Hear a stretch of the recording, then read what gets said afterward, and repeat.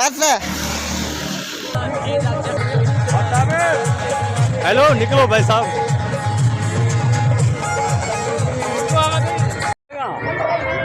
चावल चावल सूट नया शाया पा के हम रेडी हो चुके हैं। तो अभी जा रहे हैं किधर?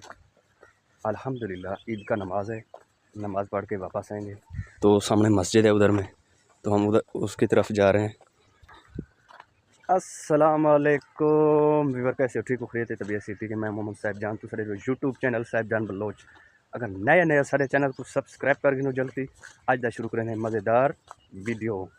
इधर का हाल ही में असा रेडी शेडी थी अल्हम्दुलिल्लाह। असा इस ईद पे वाइट कलर का सूट ले लिया है। ये देखो जूते शूते हमारे वाइट कलर के साथ नहीं मैच हो रहे। तो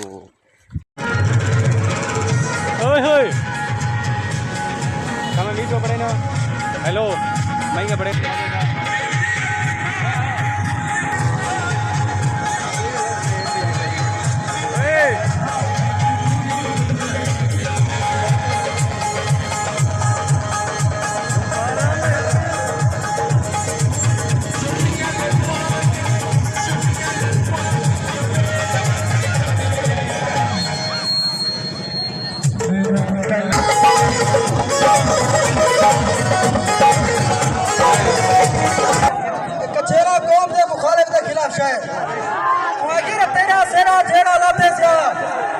तेरे को डर नहीं गए मैदान तहाली उड़ सेशन तू जीत नहीं गया, हार नहीं गए।